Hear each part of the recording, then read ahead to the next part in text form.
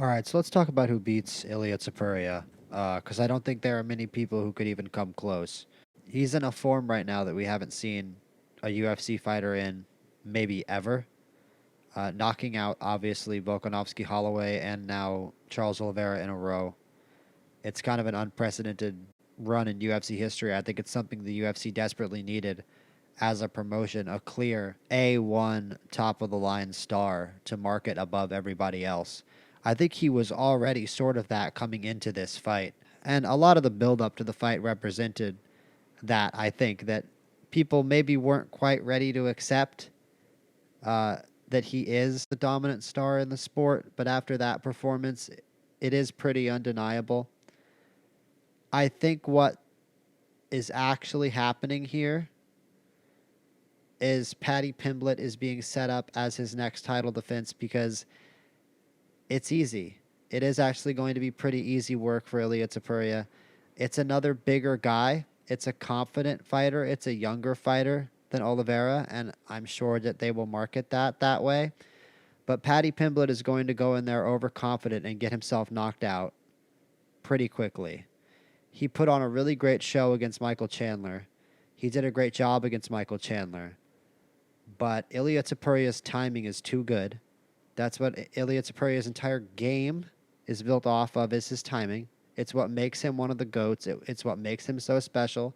It's what's enabled him to do that to Volkanovski and Holloway, and especially to Oliveira. And the mistake Oliveira did was he got over aggressive. The second that he got over aggressive, Topuria was there with the left hook and the fight was over.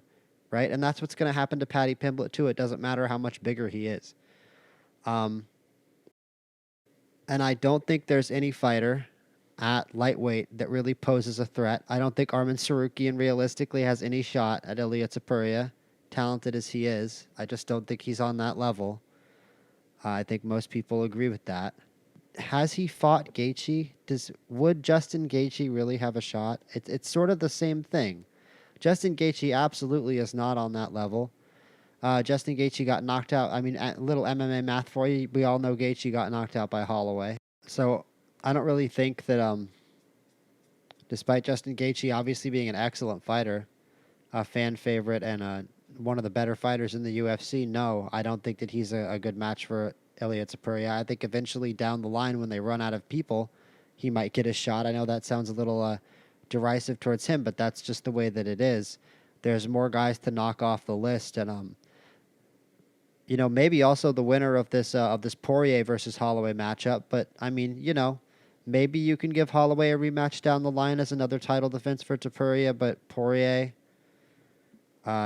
same deal as Gaethje, just not on that level. Dan Hooker, do we even need to say? Like, no, not on that level.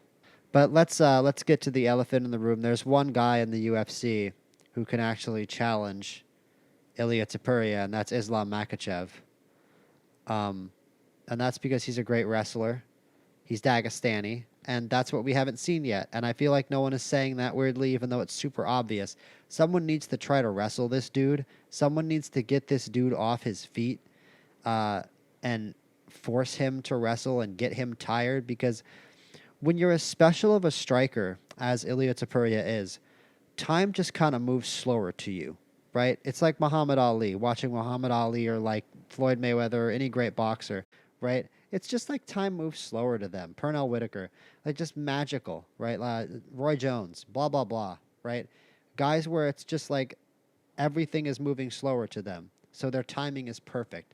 That's how Ilia Topuria is. You can throw that off if you sit on him for 15 minutes, if you make him that tired.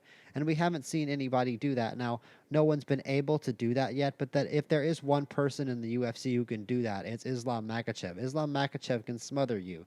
He's got that Dagestani wrestling, and he's a good fighter on the feet as well. He's the number one pound-for-pound fighter in the world. He's 27-1. It would be 27-1 versus, I believe, 20-0. What is Topuria? No, Topuria is only 17-0 now. Hard to believe. I don't doubt that he will eventually be 20-0, but that would be an absolute super fight. But yeah, I also don't think you can make it right now. But that is the guy that's going to give Topuria a run for his money in the form that he's in. and that's the fight that the UFC needs to make eventually, and that's the fight that I'm gonna do a whole lot more breakdowns on when, if and when it ever does get announced. I'll go very, very in depth to that matchup. But in terms of actually sitting here and predicting each matchup, which is what I originally wanted to do in a video, and ultimately decided not to, because for me, most of them, honestly, it's just KO one to KO three. I don't have a better guess than you for that. Most of the other guys, I think Topuria would knock out.